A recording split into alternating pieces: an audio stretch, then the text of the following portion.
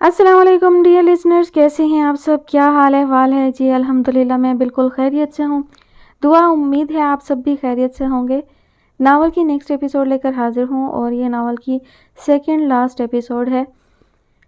Novel का नाम है इश्क नायाब, मुसन्निफ हैं फरहान खान, किस्त नंबर 12। वो दोनों जहाज़ में बैठे हुए थे और टेक ऑफ में थोड़ा टाइम रह गया था। शहीर की बेसब्री अरूज पर थी और मुबशर साहब उसकी हालत देख देख कर मुस्कुरा रहे थे। मुबशर साहब, कब जहाज़ वहाँ लैंड करेगा? मुझसे अब और सब्र नहीं हो रहा। उसने बेचैनी से पहलू बदला तो वो उसे देख कर हंस पड़े। मियाँ, तुम तो बहुत ही उतावले हो रहे हो। 2 साल गुजार लिए और अब तुमसे ये 4 घंटे नहीं गुजारे जा रहे। उन्होंने उसे छेड़ा। वो पहले तो कोई सिरा नहीं मिल रहा था, तब भी बर्दाश्त करना मुश्किल था। अब तो पता लग चुका है कि वो कहाँ है, तो मुझसे सब्र नहीं हो रहा। उसने बेचैनी से जवाब दिया और खिड़की से बाहर देखने लगा। बेचैनी उसके अंग अंग से वाज़ेह थी। मुबशर साहब ने मुस्कुराकर रिसाला खोला और वर्क गर्दानी करने लगे। थोड़ी देर ही गुजरी थी कि सीट बेल्ट्स बांधने का ऐलान हुआ और जहाज़ टेक ऑफ करने के लिए रनवे पर आ गया। उसने अपनी ज़िंदगी में बहुत से हवाई सफ़र किए थे, लेकिन इस बार उसकी हालत बहुत मुख्तलिफ थी। दिल में हज़ार वसवसे थे और हकीकत में पहली बार उसका दिल डोल रहा था। पता नहीं क्या हालात हों, वो उसे देखकर कैसा बर्ताव करे। वो दिल में दुआएं मांगता हुआ बेचैनी से पहलू बदल रहा था और मुबशर साहब उसकी हालत देख देख कर लुत्फ़ अंदोज़ हो रहे थे। बिलाखिर जहाज़ ने कोपनहेगन की सरजमीन को छुआ। एयरपोर्ट पर उतरकर उसकी हालत अच्छी खासी पतली हो चुकी थी। उसका बस नहीं चल रहा था कि जहाज़ सीधा नायाब के घर पर ही लैंड करता और वो उसे लेने घर की छत पर खड़ी होती। एयरपोर्ट के इमिग्रेशन मसाइल से निपटते हुए उन्हें घंटा मजीद लग गया। बाहर आए और कैब पकड़कर सीधा वो वेस्टरब्रो की तरफ चल पड़े। रश की वजह से 15 मिनट का रास्ता 25 मिनट में तय हुआ और वो लोग पहुंच गए। सीमाप के दिए हुए एड्रेस को ढूंढने में उन्हें कोई ख़ास मुश्किल पेश नहीं आई। आखिरकार वो उस घर के सामने मौजूद थे जहां उसकी जाने हयात पिछले 2 साल से रह रही थी। उसने एक नज़र मुबशर साहब की तरफ डाली तो उन्होंने मुस्कुराकर उसका हौसला बढ़ाया। उसने कपकपाते हाथों से घर की घंटी पर उंगली रखी। अंदर कहीं बेल बजने की आवाज़ आई तो थोड़ी देर में ही दरवाज़ा खुल गया। दरवाज़ा खोलने वाला कोई आदमी था जो अपने सामने मौजूद 2 हमवतनों को देखकर उलझन में नज़र आ रहा था। जी फरमाइए, उसने उन दोनों की तरफ देखकर सवाल किया। जी, हम पाकिस्तान से आए हैं, आपकी तारीफ़? सवाल शहीर की तरफ से आया। मेरा नाम समीर है और आप दोनों? समीर ने उनकी तरफ देखकर बात अधूरी छोड़ दी। जी, हम मिस नायाब से मिलने आए हैं। वो हमारे ऑफिस में काम करती थी। आप उन्हें बताएं कि शहीर और मुबशर साहब आए हैं। इस बार मुबशर साहब बोले तो समीर के चेहरे पर एकदम से सर्द महरी छा गई। यहाँ कोई नायाब नहीं रहती। समीर ने उन दोनों को बारी बारी जांचती नज़रों से देखा और वो हैरान होकर एक दूसरे को देखे गए। कौन है समीर? घर के अंदर से उन दोनों को नस्वानी आवाज़ सुनाई दी और फिर नायाब से मिलती जुलती एक लड़की दरवाजे पर आ गई। जी, हम नायाब से मिलने आए हैं, लेकिन ये समीर साहब कह रहे हैं कि यहाँ कोई नायाब नहीं रहती। शहीर ने उस खातून की तरफ देखते हुए समीर की तरफ इशारा किया। ओहो, आप भी ना? लड़की ने अपने मियाँ को घूरते हुए तनबीह की और उन दोनों से मुखातिब हुई। आप बाहर क्यों खड़े हैं? अंदर आएं। ऐसे बाहर खड़े होकर बातें नहीं होती। और साथ ही अपने मियाँ को आंख का खफीफ सा इशारा किया तो वो भी चारों नाचार रास्ते से हट गया और वो दोनों उस खातून के पीछे घर में दाखिल हो गए। ड्राइंग रूम में बैठकर वो इंतज़ार करने लगे जबकि वो दोनों मियाँ बीवी किचन में खुसर फुसर करने में मसरूफ़ रहे। मुबशर साहब, मुझे तो दाल में कुछ काला लग रहा है। उसने मुबशर साहब को मशकूक अंदाज में देखते हुए अपने खदशात का इजहार किया। देखो क्या होता है, मैं भी तुम्हारे साथ अनजान ही हूँ हर बात से। मुबशर साहब ने हौले से जवाब दिया, लेकिन परेशानी उनके लहजे से भी अयां थी। वो बेचैनी से पहलू बदल गया। थोड़ी देर गुजरी होगी कि समीर किचन से निकल आया। मुझे पता होता कि आप लोग पाकिस्तान से इतनी दूर यहाँ नायाब के लिए आए हैं तो मैं आपसे गुस्ताखी की जसारत ना करता। अब की बार समीर का लहजा बिल्कुल बदला हुआ था। उसके पीछे वो खातून भी हाथ में कॉफ़ी की ट्रे पकड़े किचन से बरामद हुई। मैं नायाब की बड़ी बहन हूँ, कायनात। शायद आपने जिक्र सुना हो नायाब से। कायनात ने अपना तारुफ करवाया तो शहीर ने खुशगवार मूड में उसे देखा। जी जी, मुझे नायाब ने बताया था आपके बारे में। आपका गालिबन एक बेटा भी है। जी उबैद, वो सोया हुआ है इस टाइम, कायनात ने खुशगवार लहजे में जवाब दिया। आप लोग कॉफ़ी लें ना। कायनात के कहने पर दोनों ने एक दूसरे की तरफ देखा और खामोशी से कॉफ़ी के मग उठा लिए। काफ़ी खामोशी से पी गई और जब वो लोग फारिग हुए तो कायनात ने समीर को कहीं भेजा और ख़ुद उनके सामने बैठ गई। آپ تو جانتے ہیں کہ یہاں لائف کتنی ٹف ہے، انجان ملک، اوپر سے 100 طرح کے مسائل، ہمیں روزانہ جینے کے لیے 100 جتن کرنے پڑتے ہیں۔ کائنات نے بات شروع کی تو شہیر کی الجھن مزید بڑھنے لگی۔ اسے کسی انہونی کے ہو جانے کا شدت سے احساس ہو رہا تھا۔ آپ کھل کر کہیں، کیا کہنا چاہتی ہیں؟ مبشر صاحب نے شہیر کی بے چینی بھانپتے ہوئے کائنات کو کھل کر بات کرنے کا اشارہ دیا۔ آپ تو جانتے ہیں وہ اپنی مرضی کی مالک رہی ہے ہمیشہ سے، ضدی بھی ایک نمبر کی ہے۔ ہم نے تو کوئی کسر نہیں چھوڑی تھی اس کا خیال رکھنے میں، لیکن وہ سیلانی لڑکی ہے، کب کس چیز سے اس کا دل بھر جائے کوئی نہیں جانتا۔ اس کا دل بھی یہاں رہتے ہوئے بھر گیا تھا تو وہ یہاں سے کچھ دور ایک ڈینش فیملی کے ساتھ رہنا شروع ہو گئی۔ کائنات نے ان کے سروں پر بم پھوڑا اور دونوں ایک دوسرے کی طرف حیران نظروں سے دیکھنے لگے۔ کیا مطلب کسی ڈینش فیملی کے ساتھ؟ آپ کا مطلب ہے اب وہ آپ کے ساتھ نہیں رہتی؟ شہیر نے بے چین لہجے میں پوچھا۔ اس کے اندیشے سچ ثابت ہو رہے تھے۔ اس کی جان پہچان ہوئی تھی یہاں ایک میاں بیوی سے، پھر وہ ان کے ساتھ ہی رہنا شروع ہو گئی۔ یہ بھی نہیں سوچا اس نے کہ ہمارے جاننے والے کیا کہیں گے اس کے اس اقدام پر۔ کائنات نے افسردہ چہرہ بنایا تو شہیر ایک دم سے کھڑا ہو گیا۔ آپ مہربانی کر کے ہمیں وہ ایڈریس بتا دیں، ہمیں ابھی وہاں جانا ہے۔ اس نے بے تاب لہجے میں کائنات سے ایڈریس مانگا۔ آپ اتنی دور سے آئے ہیں، کھانا تو کھا کر جائیں۔ کائنات نے انہیں روکنا چاہا تو وہ اس کی بات کاٹ کر بولا، پلیز آپ ہماری مدد کریں، ہمارے پاس اتنا ٹائم نہیں ہے، اگر اور انتظار کیا تو شاید بہت دیر ہو جائے۔ شہیر نے پریشان لہجے میں کہا تو کائنات نے اسے تسلی دی، کوئی ایسی بات نہیں بھائی، میں ابھی سمیر کو کہتی ہوں، وہ آپ کو ان لوگوں کے دروازے تک چھوڑ آئیں گے۔ کائنات نے اٹھتے ہوئے کہا تو وہ خاموش کھڑے رہے۔ جیسے ہی وہ کمرے میں غائب ہوئی، شہیر فوراً سے بولا، مجھے تو کسی گہری سازش کی بو آ رہی ہے مبشر صاحب، ہو نہ ہو کوئی بات ہے جو یہ دونوں میاں بیوی ہم سے چھپا رہے ہیں۔ شہیر کے مشکوک انداز پر وہ لب بھینچ کر رہ گئے۔ سب پتہ لگ جانا ہے میاں، تم بس دیکھتے جاؤ، انہوں نے کمرے کی طرف دیکھتے ہوئے کہا اور اسے خاموش رہنے کا اشارہ کیا۔ تھوڑی دیر بعد ہی سمیر باہر نکل آیا اور ان کی طرف مسکرا کر دیکھتا ہوا بولا، میری تو خواہش تھی کہ آپ لوگ کھانا کھا کر جاتے، لیکن کائنات بتا رہی تھی کہ آپ لوگ خاصی جلدی میں ہیں، تو چلیں میں آپ لوگوں کو وہاں تک چھوڑ آتا ہوں۔ وہ کھسیانی سی ہنسی ہنستا ہوا باہر نکلا تو وہ دونوں بھی اس کے پیچھے باہر نکل آئے۔ تھوڑا ہی فاصلہ تھا جو خاموشی سے طے ہوا اور وہ انہیں مسٹر اولیور کے دروازے پر چھوڑ کر واپس جانے کے لیے پلٹا۔ میری ان لوگوں سے کوئی خاص نہیں بنتی، اس لیے میں اندر نہیں آؤں گا، تو یہاں سے ہی واپس جا رہا ہوں۔ اپنی بات کر کے وہ رکا نہیں اور تیزی سے زینے پھلانگتا ہوا نیچے اتر گیا۔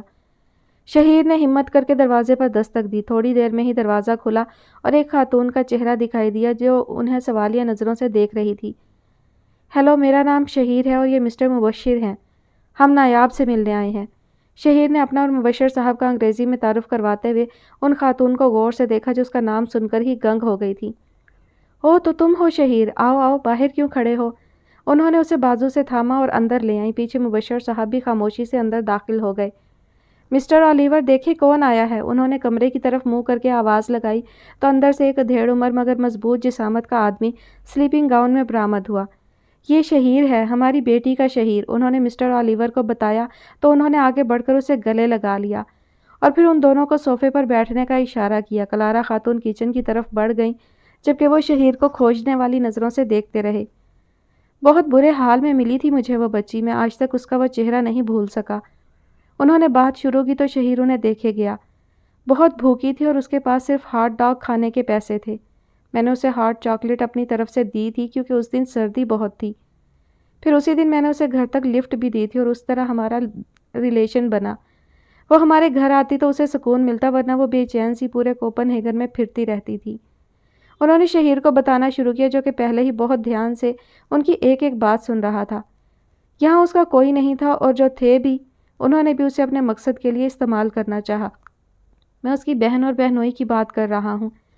انہوں نے حقیقت پر سے پردے اٹھانے شروع کر دیے تو شہیر کو کائنات اور سمیر کا برتاؤ یاد آیا۔ کائنات نے تو پہلے سے ہی ایک کہانی اس کو سنا دی تھی کہ وہ اس پر یقین کر کے کسی اور کی بات نہ مانے۔ وہ بہت پریشانی میں ہمارے گھر آئی تھی، پھر تمہاری آنٹی نے ہی مجھے کہا کہ میں اس کے گھر جا کر اس کا سامان یہاں لے آؤں، لیکن اس کا بہنوئی وہ بہت کمینی چیز ہے، پہلے بھی انہوں نے اس بیچاری کو بہت لوٹا تھا جب وہ پاکستان میں تھی۔ بہانے بہانے سے اسے پیسے اینٹھتے رہے اور وہ بھیجتی رہی۔ اب کہ انہوں نے اس کا رشتہ بغیر اس کی مرضی جانے کسی فیملی میں طے کر دیا تھا، کیونکہ وہ اس کی بہنوئی کو کاروبار سیٹ کر کے دے رہے تھے۔ میں جب اسے ساتھ لے کر اس کا سامان لینے گیا تو اس سمیر نے مجھے بہت اکڑ دکھائی، لیکن میں نے پولیس کی دھمکی لگا کر وہاں سے نایاب کا سامان اٹھوایا اور اپنے گھر لے آیا۔ انہوں نے سارا واقعہ ان دونوں کے گوش گزار کر دیا۔ لیکن شہیر کی بے چینی ختم ہونے کا نام نہیں لے رہی تھی۔ اب تو اس کی حالت پہلے سے کافی بہتر ہو گئی تھی، ورنہ پہلے تم اسے دیکھتے تو تمہیں لگتا کہ جیسے کوئی زندہ لاش چل رہی ہو۔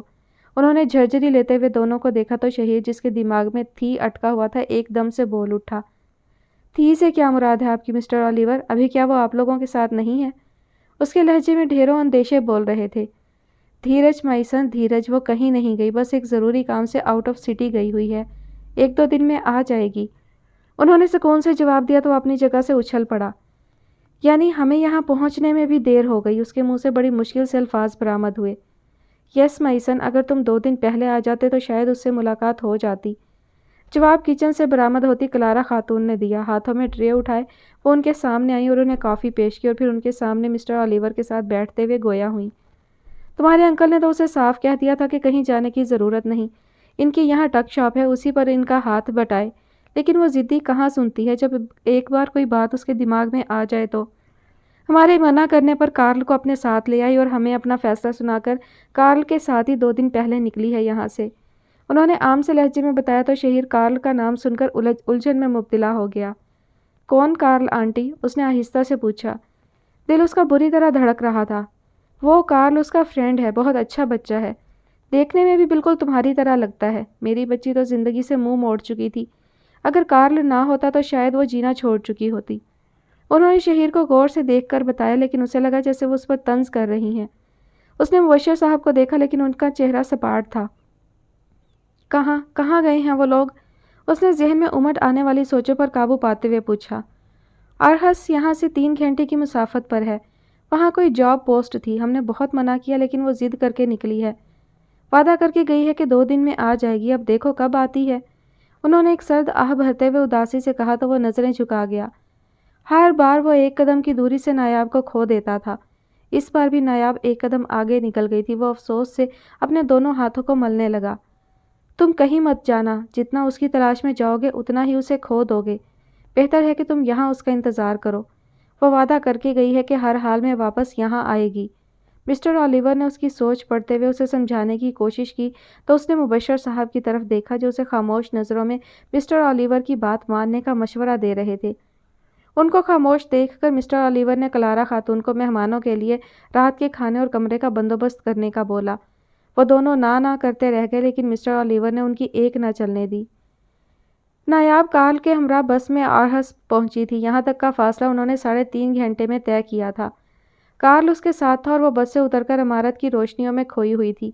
اس نے موبائل نکال کر دیکھا تو اس میں مسٹر اولیور کی طرف سے ایک میسج آیا ہوا تھا۔ تم جب واپس آؤ گی تو یہاں تمہارے لیے ایک سرپرائز تیار ہوگا۔ اس نے مسکراتے ہوئے موبائل دوبارہ سے جیب میں ڈال لیا۔ وہ جانتی تھی کہ کیا سرپرائز ہوگا۔ یقیناً انکل اولیور نے اس کے لیے گاڑی خریدی ہوگی جس کا تذکرہ وہ چند دن پہلے کلارا خاتون سے کر رہے تھے اور اس نے چھپ کر ان کی باتیں سن لی تھیں۔ او پپا، آپ گریٹ ہیں، اس نے بڑبڑاہٹ کی تو کارل اسے دیکھنے لگا۔ مجھ سے کچھ کہا تم نے؟ اس نے نایاب کی طرف دیکھا۔ نہیں کچھ نہیں، پپا کا میسج تھا، کسی سرپرائز کا ذکر کر رہے تھے، اس نے مسکراتے ہوئے کارل کو بتایا تو وہ خاموشی اختیار کر گیا۔ جب سے نایاب نے صوفیہ کا ذکر کیا تھا تب سے وہ تھوڑا چپ سا تھا، جیسے نایاب نے اس کے دماغ کی ساری سوچیں تتر بتر کر دی ہوں۔ رات ان کا ہوٹل میں گزارنے کا پروگرام تھا اور کارل نے اسے ایک ہی کمرہ لینے پر زور دیا تھا، لیکن اس نے صاف منع کر دیا تھا۔ نہیں کارل، میں نہیں چاہتی کہ ہماری یہ دوستی خراب ہو جائے، وقت کا کچھ پتہ نہیں ہوتا، کب انسان بہک جائے تو ہمیں علیحدہ کمروں میں ہی رہنا چاہیے۔ اس نے کارل کو سمجھایا تو وہ سمجھ گیا اور زیادہ زور نہیں دیا۔ ہوٹل کے 1st فلور پر انہوں نے 2 کمرے ساتھ ساتھ لیے اور اس وقت وہ اپنے کمرے کی کھڑکی میں کھڑی باہر کا نظارہ کر رہی تھی۔ رات کا سماں تھا لیکن لوگوں کی چہل پہل عروج پر تھی کیونکہ اس ہوٹل سے اوپن ایئر میوزیم چند منٹوں کی پیدل مسافت پر تھا۔ لوگ بے فکری سے آ جا رہے تھے۔ وہ اپنی ہی سوچوں میں کھوئی ہوئی تھی کہ کمرے کا دروازہ بجا۔ اس نے کھولا تو کارل کھڑا نظر آیا۔ اس نے اسے اندر آنے کا راستہ دیا تو وہ بھی کھڑکی تک آ گیا۔ تم نے صوفیہ کا ذکر کیوں کیا تھا روپانزل؟ کارل نے نظریں باہر لوگوں پر جمائے ہوئے اس سے پوچھا۔ میں نے صرف تمہیں بتایا تھا کیونکہ میں نے دیکھ لیا تھا کہ صوفیہ کے ذکر پر تمہارے چہرے پر بہت سے رنگ بکھر گئے تھے۔ اس نے بھی اپنی نظریں باہر لوگوں پر جماتے ہوئے جواب دیا تو کارل نے ایک دم اس کی طرف دیکھا۔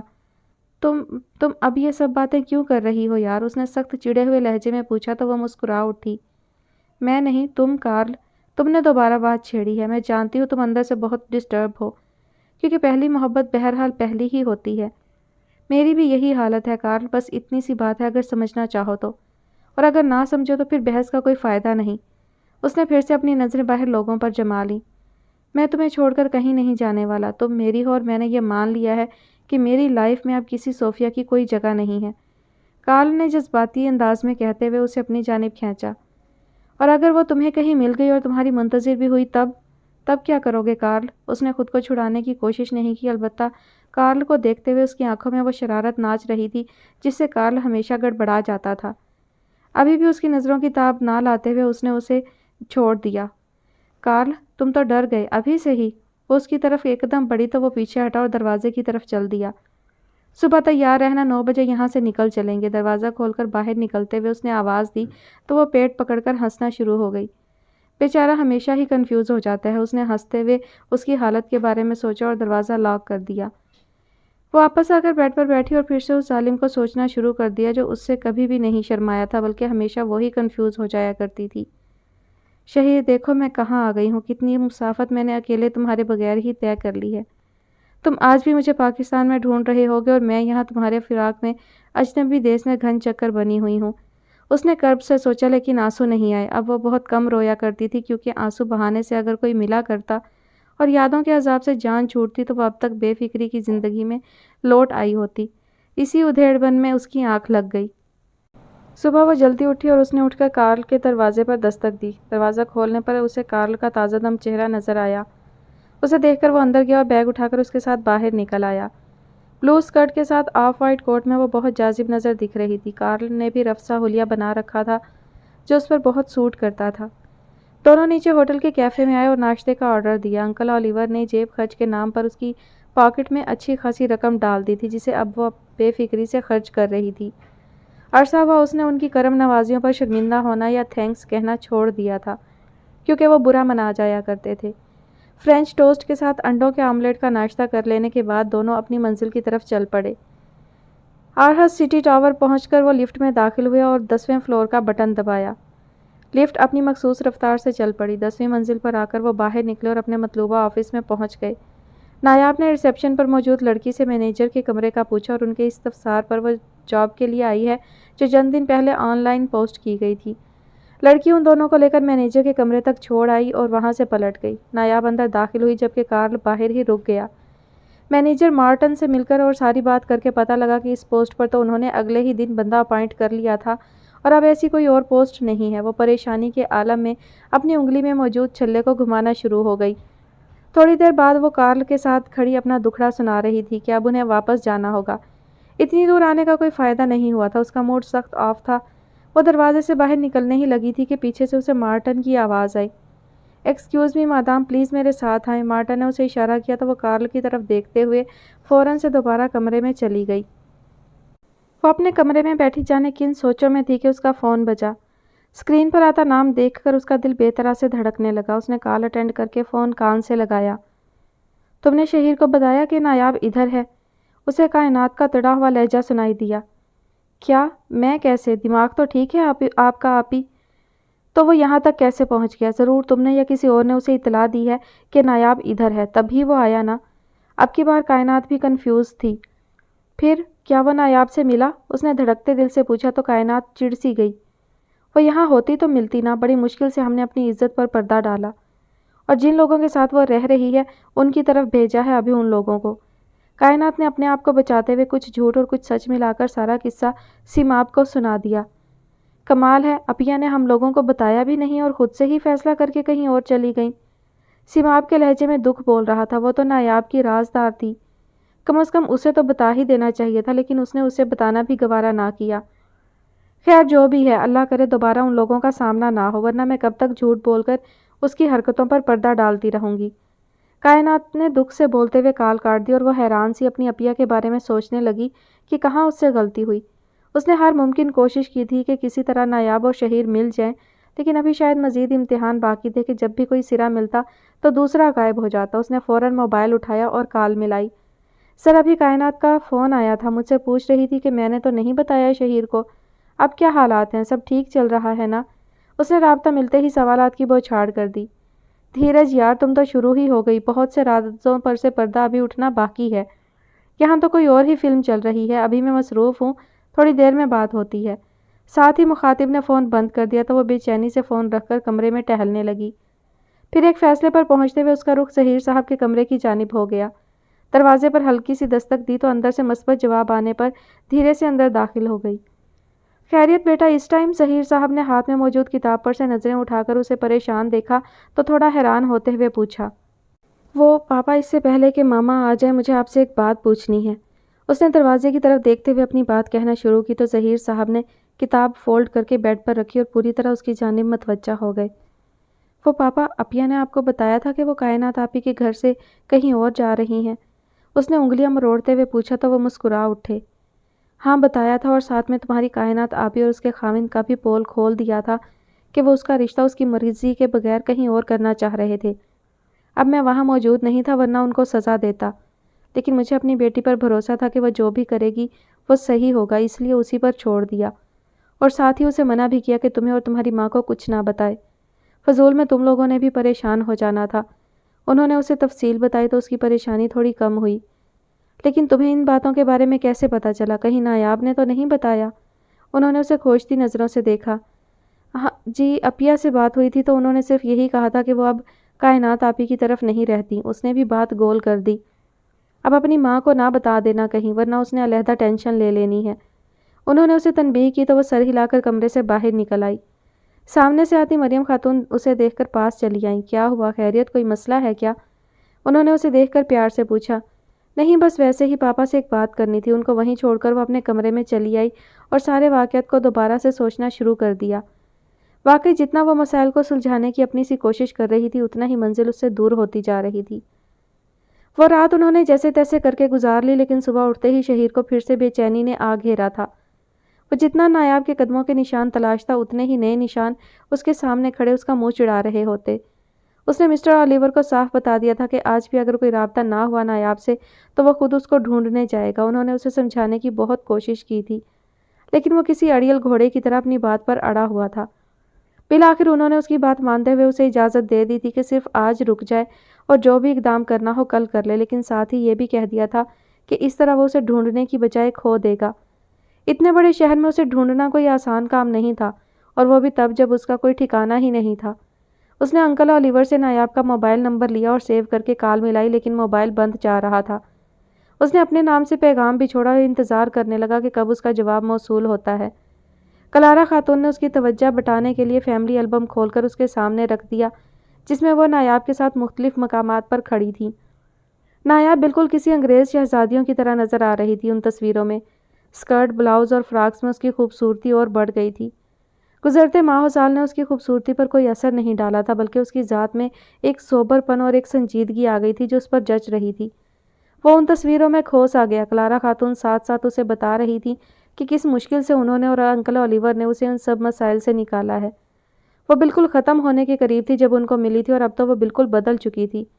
کلارا خاتون کو ماما جبکہ انکل اولیور کو پپا بلایا کرتی تھی۔ شہیر سوچ رہا تھا کہ وہ کتنے خوش قسمت لوگ ہیں جو انہیں نایاب کا ساتھ تو نصیب ہوا، اور ایک وہ تھا کہ پا کر کھو دیا تھا اور قدر نہ کر سکا۔ کلارا خاتون نے اس کی حالت دیکھتے ہوئے اسے تسلی دی کہ وہ کل آ جائے گی، اب زیادہ وقت نہیں رہا ان کے ملنے میں، تو وہ کسی قدر سکون میں آ گیا۔ رات کا کھانا کھا کر انکل اولیور اسے اور مبشر صاحب کو لے کر واک پر نکل گئے۔ انہوں نے اس سے ساری باتیں تفصیل کے ساتھ کی اور اسے بتاتے رہے کہ کیسے انہوں نے نایاب کو اپنے ساتھ رہنے اور کاروبار سنبھالنے کی آفر کی تھی، لیکن وہ سیلانی لڑکی بہت خوددار ثابت ہوئی اور جاب کے لیے نکل گئی۔ مبشر صاحب دونوں کو باتوں میں مشغول پا کر ذرا سا سائڈ پر ہوئے اور کال ملا دی۔ جی سر، انہیں سیماب کی پریشان آواز سنائی دی۔ ہاں جی، یہاں سے بھی غائب ہے تمہاری بہن، جہاں جاتے ہیں وہ وہاں سے پہلے ہی نکل چکی ہوتی ہے۔ کائنات کی طرف گئے تو پتہ چلا کہ وہ یہاں مسٹر اولیور کے گھر میں رہتی ہے۔ ساتھ ہی اس نے ہمیں ایک سٹوری بھی سنائی جو کائنات کو معصوم ثابت کرتی تھی، لیکن یہاں آ کر پتہ چلا کہ وہ جھوٹی تھی اور نایاب بڑی مشکل سے جان چھڑا کے یہاں مسٹر اولیور کی طرف آئی تھی۔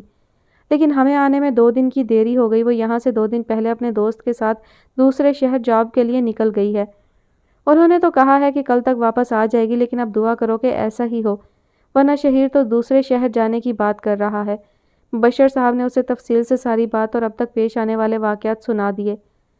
سر، آپ کی پہلے ہی بہت سپورٹ رہی ہے۔ اگر آپ مجھے شہیر بھائی کی پل پل کی خبر نہ دیتے تو شاید یہ میرے اکیلے کے بس کی بات نہیں تھی۔ मैं आपकी तहे दिल से मशकूर हूँ। उसने उनका शुक्रिया अदा करते हुए कहा तो वो हंस पड़े। बेटा जी, वो आपको जितनी अजीज़ है उतनी ही मुझे भी है। हम दोनों ने मिलकर जो भी किया उसकी खुशी की खातिर ही किया। प्लीज़ आप जल्दी पता लगाएं ना अपिया का, मेरी बेचैनियाँ बढ़ती जा रही है। एक वक्फे के बाद उसने कहा तो मुबशर साहब ने उसे तसल्ली देते हुए फ़ोन काट दिया और जैसे ही मुड़े अपने पीछे शहीर को खड़ा पाकर एकदम से गड़बड़ा गए। ओह, तुमने तो मुझे डरा ही दिया था यार। किधर है मिस्टर ऑलिवर? उन्होंने मिस्टर ऑलिवर को मौजूद ना पाकर इस्तफसार किया, लेकिन शहीर खड़ा उन्हें वो गौर से देखे गया। ऐसे क्या देख रहे हो? उन्होंने नज़रें चुराते हुए सवाल किया तो वो एकदम से उनके गले लग गया। ये आप थे मुबशर साहब? ये आप थे ना जो सीमाब को हर पल की खबरें देते रहे? ये आपकी और सीमाब की कोशिश थी ना मुझे नायाब से मिलाने की? मैं सारी ज़िंदगी के लिए आपका मकरूज़ हो गया मुबशर साहब। शहीर उनके गले लगकर बिलख रहा था और वो उसकी कमर थपकते हुए तसल्लियाँ दे रहे थे। बस मियाँ, यहाँ तक आ गए हैं तो इंशाल्लाह तुम्हारी नायाब को लेकर ही वापस पाकिस्तान जाएंगे। उन्होंने उसे तसल्लियाँ देते हुए कहा। इतनी देर में मिस्टर ऑलिवर भी आ गए और उसे रोता देखकर वो भी उसे थपकने लगे और साथ लेकर वापस घर की तरफ चल पड़े। वो वापस चली गई तो कार्ल वहीं बैठ गया। वो गहरी सोच में था। जब से नायाब ने उसके सामने सोफिया का जिक्र किया था उसके दिमाग में ना चाहते हुए भी सोफिया आ जाती थी और उसे बेचैन कर देती थी। अभी भी वो सर के बाल मुट्ठियों में जकड़े हुए बैठा हुआ था, इसी सोच में गुम था और उसके दिल से दुआ निकल रही थी कि बस एक बार, सिर्फ एक बार सोफिया उसके सामने आ जाए। वो उससे कोई बात नहीं करेगा, बस उसे देखेगा और फिर वो बेशक चली जाए। हाँ, पहली मोहब्बत इंसान को कभी नहीं भूलती, चाहे उसके बाद कोई कितनी ही मोहब्बत भरी ज़िंदगी जी ले। वो सर झुकाए अपनी सोचों में गुम था कि नायाब उसके सर पर पहुंच गई। ओए, तुम किस सोच में डूबे हुए हो? इधर मैं जा रही हूँ यहाँ से और तुम हो कि अपने ही ख्यालों में पहुँचे हुए होते हो। नायाब ने उसे देखकर छेड़ा तो वो हल्का सा मुस्कुराकर उसके सामने खड़ा हो गया। वापस तो नहीं जा रही हो? वापस तो जाना ही है। चलो थोड़ा सा घूम फिर लेते हैं, उसने मुस्कुराते हुए कहा तो नायाब ने उसे देखा और उसकी शर्ट का कॉलर दुरुस्त करते हुए बोली, जनाब वापस नहीं, मैं यहाँ से स्विट्ज़रलैंड जा रही हूँ। वहाँ मेरी जॉब हो गई है और मैंने हामी भी भर ली है। वापस आप जाएंगे, मुझे 1-2 दिन में निकलना है यहाँ से। मोबाइल मैंने अपना बंद कर दिया है क्योंकि मम्मा पापा को पता चला तो वो कभी इजाज़त नहीं देंगे। इसलिए आप वापस जाकर उनको मेरा पैगाम दे देना कि मैं उनसे राब्ते में रहूँगी। लेकिन वहाँ पहुँचने के बाद नायाब ने उसके सर पर बम फोड़ा तो वो उसको बेयकीनी से देखे गया। तुम अपनी ज़िंदगी के सारे फैसले इसी तरह जल्दी में करती हो? एक बार सोच तो लो नायाब कि कैसे मैनेज करोगी तुम सारे मामलात को, फिर जाने का फ़ैसला कर लेना। ऐसे तो मैं तुम्हें जाने नहीं दे सकता, तुम मेरी ज़िम्मेदारी हो नायाब, और मैंने क्लारा खातून से तुम्हें 2 दिन में वापस लाने का वादा किया हुआ है। कार्ल ने उसे देखकर संजीदा होते हुए कहा तो वो हंस पड़ी। ओ कार्ल, तुम कितना सोचते हो, जो दिल है वो करो यार। जो लोग बहुत ज़्यादा सोचते हैं ना तो मेरी तरह बाद में पछतावे होते हैं। तुमने भी तो बहुत देर कर दी थी ना सोफिया से बात करने की, अब तुम भी तो पछता रहे हो ना। उसने फिर से सोफिया का जिक्र करके कार्ल को मज़ीद डिस्टर्ब कर दिया। एक तो तुम बार बार मेरे सामने क्यों उसका जिक्र ले आती हो? शी इज़ गॉन, जा चुकी है वो मेरी ज़िंदगी से, प्लीज़ तुम उसका जिक्र मत किया करो। उसने उलझन से नायाब को देखा और दोबारा से सोफे पर बैठ गया। अच्छा बाबा, नहीं करती, लेकिन मुझे बहुत भूख लगी है, चलो बाहर निकलकर कुछ खाते हैं। इतनी बड़ी खुशखबरी है, चलो ना सेलिब्रेट करते हैं। नायाब ने उसे उठाया और खींचते हुए लिफ्ट की तरफ बढ़ी। वो नाचार उसके साथ खींचता हुआ चल पड़ा। लिफ्ट में दाखिल होकर उन्होंने ग्राउंड फ्लोर का बटन दबाया तो लिफ्ट सुबह रफ्तारी से नीचे जाना शुरू हो गई। तीसरे फ्लोर पर वो रुकी, शायद किसी ने उस फ्लोर से लिफ्ट में सवार होना था। दरवाज़ा खुला और एक सुनहरी बालों वाली खूबसूरत सी गुड़िया नुमा लड़की अंदर दाखिल हुई और उन दोनों को देखकर एकदम से झटका खाकर उछल ही पड़ी। कार्ल, तुम? उसकी बिल्ली आंखों में हैरत हलकोरे ले रही थी। सोफिया, कार्ल के मुंह से सिर्फ यही बरामद हुआ और नायाब हैरत से दोनों को देखे गई, जबकि सोफिया ने उसकी परवाह ना करते हुए फ़ौरन से आगे बढ़कर कार्ल को अपने बाजुओं में जकड़ लिया। कहाँ चले गए थे तुम कार्ल? एक बार मुड़कर देखा तो होता कि सोफिया किस हाल में है। मुझसे अपनी ज़िंदगी की बहुत बड़ी गलती हो गई जो मैं तुम्हें समझ ना सकी। सोफिया ज़ारो कतार रोते हुए उससे लिपटी शिकवों पे शिकवे कर रही थी और वो भी उसे तसल्लियाँ दे रहा था। ये सारी गुफ्तगू वो दोनों डेनिश ज़ुबान में कर रहे थे और 2 साल में उसे इतनी डेनिश तो आ ही गई थी कि वो दोनों के बीच होने वाली गुफ्तगू समझ सकती। मुझे लगा तुम अब कभी नहीं आओगी सोफ़ी, मैंने तुम्हारा बहुत इंतज़ार किया, लेकिन तुमने ना आना था और ना ही आई। कार्ल ने उसके बालों में हाथ फेरते हुए कहा तो वो सर उठाकर उसकी आंखों में देखने लगी। इतनी देर में लिफ्ट ग्राउंड फ्लोर पर पहुंच गई, लेकिन उसने अभी तक कार्ल को नहीं छोड़ा था। जैसे ही लिफ्ट रुकी, कार्ल ने एकदम सर उठाकर नायाब की तरफ देखा तो वो उसे देखकर हंस पड़ी। اس نے صوفیہ کو خود سے علیحدہ کیا اور باہر نکلا۔ ان سے ملو، یہ میری بہت اچھی دوست ہے نایاب۔ اس نے نایاب کا تعارف صوفیہ سے انگریزی میں کروایا تو وہ اس سے ہاتھ ملا کر اسے اوپر سے نیچے تک دیکھنے لگی۔ صرف دوست ہی ہے نا، اور کوئی تعلق تو نہیں تم دونوں کا؟ صوفیہ نے کارل سے ڈینش زبان میں ہی مشکوک سے لہجے میں دریافت کیا تو وہ آہستہ سے بولا، نہیں، ہم صرف اچھے دوست ہیں صوفی۔ یہ میرے برے ٹائم کی ساتھی ہے اور اس نے مجھے بہت سنبھالا ہے ان وقتوں میں۔ اس نے نایاب کی طرف دیکھتے ہوئے صوفیہ کو تسلی دی تو مطمئن سی اس کے بازو میں بازو ڈال کر ساتھ لیے باہر نکل آئی۔ تم لوگ لنچ تو کرو گے نا؟ صوفیہ نے دونوں کی طرف دیکھتے ہوئے کارل سے ڈینش زبان میں پوچھا۔ جی ہاں، بہت بھوک لگ رہی ہے، کچھ اچھا سا مل جائے کھانے کو تو میں آپ کو دل سے دعا دوں گی، اس بار جواب نایاب نے دیا، اور وہ بھی ڈینش زبان میں۔ صوفیہ تو سر ہلا کر کھانے کا آرڈر دینے چلی گئی، جبکہ کارل حیران سا اسے دیکھے گیا۔ ساتھ ہی اس کے چہرے پر شرمندگی بھی تھی، کیونکہ اپنے تئیں وہ سمجھتا رہا تھا کہ نایاب کو ڈینش زبان بالکل نہیں آتی۔ تم شرمندہ مت ہو کارل، میں نے اسی لیے تمہیں کہا تھا کہ وقت اور حالات ہمیشہ ایک سے نہیں رہتے۔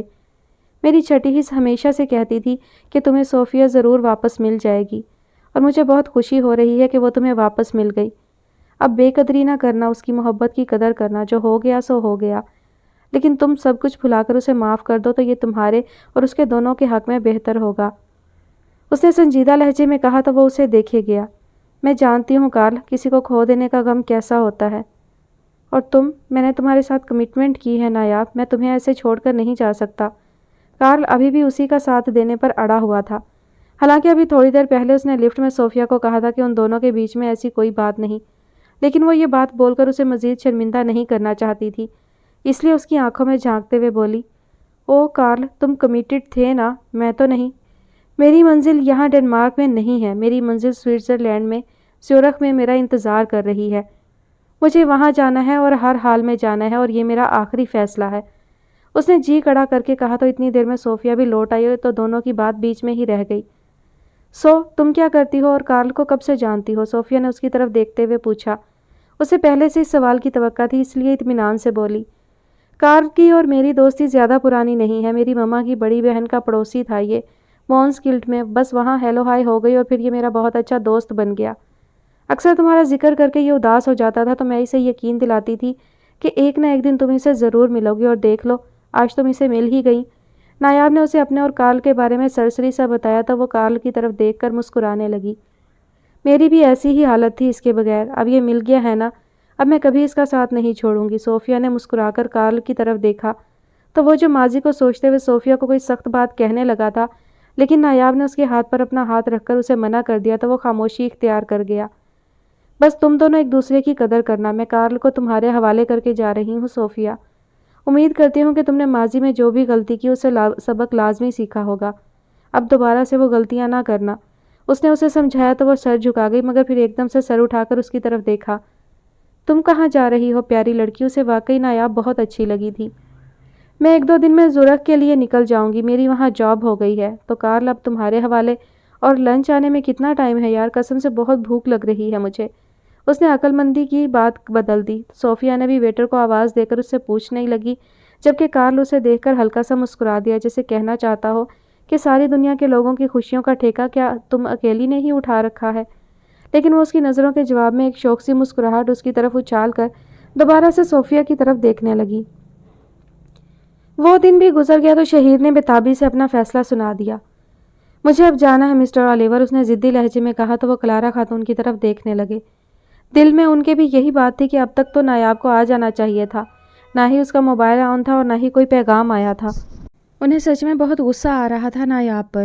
انہوں نے شہیر کی طرف دیکھا اور آہستہ سے سر ہلا دیا۔ شہیر نے مبشر صاحب کو چلنے کا اشارہ کیا اور باہر کی طرف رخ موڑا۔ میں سوچ رہی تھی کہ ایک دن اور انتظار کر لیتے تم لوگ، کلارا خاتون نے آہستہ سے کہا تو شہیر مڑا اور ان کو اپنے ساتھ لگا لیا۔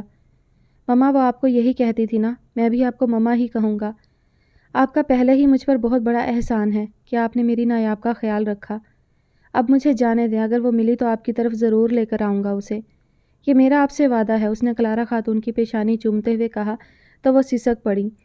پلیز میری بچی کو مجھ سے ایک بار ملا دو لا کر، یہ تمہارا احسان ہوگا مائی چائلڈ۔ انہوں نے بھیگی آنکھوں سے اسے دیکھ کر کہا تو اس نے دھیرے سے سر ہلا کر ان کے آنسو پہنچے اور مبشر صاحب کو لے کر باہر نکل گیا۔ ہاں بھائی کہاں جانا ہے اب؟ مبشر صاحب قدرے خوشگوار موڈ میں بولے تو اسے بھی حوصلہ ملا، ورنہ تو اس کی حالت دیکھ کر لگ رہا تھا کہ وہ رو پڑے گا۔ دنیا کے دوسرے کونے تک بھی جانا پڑے تو جاؤں گا مبشر صاحب، ساری زندگی بھی سفر میں گزارنی پڑے تب بھی نہیں رکوں گا۔ شہیر نے ایک عزم سے کہا تو وہ مسکرا اٹھے۔ واہ میاں، عاشق ہو تو آپ جیسا۔ انہوں نے اسے چھیڑا تو وہ پھیکی سی ہنسی ہنستا ہوا انہیں ساتھ لے کر بس سٹینڈ تک آ گیا۔ وہاں سے انہوں نے آرہس کے لیے ٹکٹ لیے اور بس میں سوار ہو گئے۔ 3.5 گھنٹے بعد وہ لوگ موجود تھے اس شہر میں، اتنے بڑے شہر میں بغیر کسی جان پہچان کے ایک لڑکی کو ڈھونڈنا ان کے لیے صحرا میں سوئی ڈھونڈنے جیسا تھا، لیکن ہمت تھی اور حوصلہ تھا تبھی وہ لوگ اپنے کام میں جٹ گئے۔ شہیر نے انکل اولیور کو بولا تھا کہ جیسے ہی کوئی خبر ملے وہ ان کو بتا دیں۔ ہوٹل کی تلاش میں وہ اسی ہوٹل میں پہنچ گئے تھے، لیکن اب اسے کون بتاتا کہ ٹھیک 3 دن پہلے اس کی جان حیات اسی ہوٹل میں ٹھہری تھی۔ انہوں نے کمرہ بک کروایا تاکہ وہاں اپنا سامان رکھ کر وہ نایاب کی تلاش میں نکلے، اور شومئی قسمت کہ انہیں کمرہ بھی وہی ملا جہاں نایاب ٹھہری تھی، وہی فرسٹ فلور والا کمرہ جہاں سے دور اوپن ایئر میوزیم نظر آتا تھا اور لوگوں کی چہل پہل جاری تھی۔ وہ کھڑکی میں کھڑا ہو گیا اور سوچنے لگا کہ وہ بھی انہی لوگوں میں شامل ہوگی، پتہ نہیں کہاں ہوگی اور کیا کر رہی ہوگی۔ مبشر صاحب نے اسے گمسم سا کھڑا دیکھا تو اس کے پاس چلے آئے۔ کیا سوچ رہے ہو میاں؟ انہوں نے بھی اپنی نظریں باہر لوگوں پر جماتے ہوئے اس سے پوچھا۔ انہی میں کہیں تو ہوگی نا وہ بھی، شاید کسی عمارت میں، شاید کسی ریستوران میں، یا پھر کہیں اداس سی بیٹھی ہوئی۔ کاش میرے پاس وہ آنکھیں ہوتی جن سے میں اسے اس لوگوں سے بھرے ہجوم میں تلاش کر سکتا، شہیر کھوئے ہوئے لہجے میں بولا۔ تمہارے پاس نہ صحیح، لیکن شاید میرے پاس ایسی آنکھیں ضرور ہیں شہیر۔ اسے اپنے ساتھ کھڑے مبشر صاحب کی پراسرار سی آواز سنائی دی۔ اس نے گردن گھما کر دیکھا تو وہ کھڑکی کے ساتھ ہی پڑے صوفے کو ہاتھ سے کھسکا رہے تھے۔ وہاں چونکہ تھوڑا اندھیرا تھا اس لیے انہوں نے موبائل کی ٹارچ جلا لی۔ رات میں ویسے بھی روشنی کم ہی تھی کمرے میں، تو انہوں نے موبائل اس کے ہاتھ میں پکڑایا اور خود تھوڑا اور جھک کر صوفے کے نیچے ہاتھ ڈال دیا۔ تھوڑی دیر میں ان کا ہاتھ باہر آیا تو اس میں ایک لاکٹ دبا ہوا تھا، اور شہیر اس لاکٹ کو اچھی طرح پہچانتا تھا، بلکہ اس نے تو خود ہی یہ خریدا تھا نایاب کے لیے۔ وہی آدھا چاند اور اس پر 3 ستارے۔ اس نے جھپٹ کر وہ لاکٹ مبشر صاحب کے ہاتھ سے لیا اور اس کو الٹ پلٹ کر دیکھنے لگا، پھر اس کو زور سے سونگھا اور آنکھیں بند کر لی۔ یہیں تھی وہ مبشر صاحب، وہ یہیں تھی، یہ اسی کا لاکٹ ہے، مطلب وہ اسی کمرے میں رکی تھی۔ ہم بالکل صحیح جا رہے ہیں مبشر صاحب، اس نے بچوں کی طرح خوش ہوتے ہوئے مبشر صاحب کو گلے لگا لیا۔ آپ کو کیسے نظر آ گیا یہ؟ اس کے لہجے میں ان کے لیے ستائش تھی۔ بس جب اللہ کسی کو کوئی اشارہ دینا چاہتا ہے تو بڑی بڑی چیزیں نظر آ جاتی ہیں میاں، انہوں نے بھی خوشی کا اظہار کیا۔ اب کل ہمیں کہاں سے شروع کرنی چاہیے اس کی تلاش؟ اس نے مبشر صاحب سے پوچھا تو انہوں نے اوپر اشارہ کرتے ہوئے جواب دیا۔ جس ذات نے یہاں تک پہنچا دیا مجھے پورا یقین ہے کہ وہ ہماری آگے بھی اسی طرح مدد کرے گا۔ انہوں نے اسے اللہ پر بھروسہ رکھنے کا بولا تو وہ انشاءاللہ بول کر رہ گیا۔ بستر پر بیٹھتے ہوئے وہ محسوس کرنے لگا کہ وہ یہاں سوئی ہوگی، اور لاکٹ کو اپنے گلے میں ڈال کر وہ خود بھی بستر پر لیٹ گیا۔ مبشر صاحب اس کی دیوانہ جیسی حرکتیں دیکھ کر دل میں دعا کر رہے تھے کہ نایاب اس کو جلدی مل جائے، ورنہ انہیں ڈر تھا کہ کہیں وہ اپنا دماغی توازن ہی نہ کھو بیٹھے۔ وہ خود تو جلدی سو گئے، لیکن وہ جانتے تھے کہ اسے نیند آنا بہت مشکل ہے، اور واقعی وہ پوری رات شہیر نے آنکھوں میں کاٹی۔ اس کے لیے یہی احساس کافی تھا کہ نایاب یہاں اس ہوٹل میں ٹھہری تھی، اور وہ اس کی خوشبو اس پورے کمرے میں محسوس کر رہا تھا۔ صبح کے جانے کون سے پہر اس کی آنکھ لگی اور ابھی نیند میں پوری طرح گیا بھی نہیں تھا کہ مبشر صاحب نے اسے جھنجھوڑ کر اٹھا دیا۔ اٹھ جاؤ میاں، 9 بجنے والے ہیں، ناشتہ کر کے نکلتے نکلتے 10 ہو جانے ہیں، اور پھر ایک مشکل کام شروع ہونا ہے۔ انہوں نے اس کی ہمت بڑھائی تو وہ کسل مندی سے اٹھ بیٹھا۔ واقعی اصل مشکل تو اب شروع ہونی تھی اور ان کے پاس کوئی سرا نہیں تھا۔ لنچ کرنے کے بعد وہ کارل کو صوفیہ کے ساتھ مصروف چھوڑ کر دوبارہ سے بلڈنگ میں داخل ہو گئی۔ ابھی تک وہ بہت ضبط سے کام لے رہی تھی، لیکن جیسے ہی وہ لفٹ میں آئی ایک آنسو چپکے سے اس کی آنکھ سے نکل کر اس کا رخسار بھگو گیا۔ اتنا ضبط اور اتنی برداشت نہیں تھی اس میں کہ کارل کو صوفیہ کے ساتھ ہنستا کھیلتا دیکھے، لیکن وہ جانتی تھی کہ صوفیہ کارل کی پہلی محبت تھی اور پہلی محبت کبھی نہیں بھولتی۔ کارل اس کا ہو بھی جاتا اور بہت سا ٹائم بھی گزر جاتا، پھر بھی کارل صوفیہ کو یاد کرتا جیسے وہ شہیر کو یاد کرتی تھی۔ لفٹ نے اسے 10ویں منزل پر پہنچایا تو وہ آنسو پونچھتی باہر نکلی اور آفس میں داخل ہو کر اپنے کاغذات مارٹن کے حوالے کیے، جن میں اس کا پاسپورٹ اور دوسرے ضروری ڈاکیومنٹس تھے۔ 1 دن لگے گا اس پر ویزا رینیو کروانے میں، پھر آپ کو فلائی کر جانا ہے زورخ کے لیے، مارٹن نے اسے دیکھ کر مسکراتے ہوئے بتایا۔ آپ چاہیں تو یہ 1 دن ہوٹل میں گزار سکتی ہیں، یا پھر میں آپ کے لیے یہاں آفس کے گیسٹ روم میں بندوبست کروا دیتا ہوں۔ مارٹن نے اسے سوالیہ نظروں سے دیکھا جیسے اس کی رائے جاننا چاہ رہا ہو۔ میں یہیں رکنا چاہوں گی اگر کمپنی کو کوئی اعتراض نہ ہو، اس نے کچھ سوچتے ہوئے جواب دیا تو مارٹن سر ہلا کر اٹھ کھڑا ہوا اور کمرے سے باہر نکل گیا۔ وہ بیٹھی سوچتی رہ گئی کہ اس کی زندگی میں کتنے موڑ آئے، کیسے آگے سے آگے راستہ بنتا گیا اور اب وہ سوئٹزرلینڈ جا رہی تھی۔ اس کی زندگی پر ایک کتاب لکھی جاتی تو یقیناً وہ مشہور ہو جاتی۔ انہی سوچوں میں گم وہ کھوئی ہوئی بیٹھی تھی کہ مارٹن کمرے میں داخل ہوا اور کاغذوں کا ایک سیٹ اس کے میز پر رکھ دیا۔ یہ آپ کا کانٹریکٹ ہے، جہاں جہاں میں بتاتا جاؤں آپ سائن کر دیں تو آپ کی جاب آج بلکہ ابھی سے ہی شروع ہو جائے گی۔ پھر میرے لیے بھی آپ کی یہاں رہائش کا بندوبست آسان ہو جائے گا۔ مارٹن نے اس کے سامنے پڑے کاغذوں پر انگلی رکھی تو وہ سائن کر دی گئی۔ تھوڑی ہی دیر میں کانٹریکٹ سائن کر چکی تھی۔ سوئٹزرلینڈ برانچ میں اسسٹنٹ مینیجر اپائنٹ ہو چکی تھی۔ مارٹن اسے مبارکباد دیتا ہوا دوبارہ کمرے سے باہر نکل گیا۔ حالات تیزی سے بدل رہے تھے، لیکن اس کے اندر کا موسم سونا کا سونا پڑا تھا۔ ایک کارل کا آسرا تھا جو اس نے خود اپنے ہاتھ سے جانے دیا۔ اب وہ اتنے ماہوں سال گزر جانے کے بعد پھر سے اکیلی کھڑی تھی۔ جہاں قسمت پر سب کچھ چھوڑا وہاں تھوڑا اور سہی، ایک قسمت ہی تو ہے جس نے کبھی میرے ساتھ برا نہیں ہونے دیا، ورنہ جب جب میں نے معاملات اپنے ہاتھوں میں لینے کی کوشش کی ہمیشہ منہ کی ہی کھائی۔ ایک اداس سی مسکراہٹ اس کے لبوں کو چھو گئی اور وہ بے چینی سے پہلو بدل کر رہ گئی۔ تھوڑی دیر بعد مارٹن پھر سے کمرے میں آیا اور اسے ساتھ آنے کا اشارہ کرتا ہوا باہر نکل گیا۔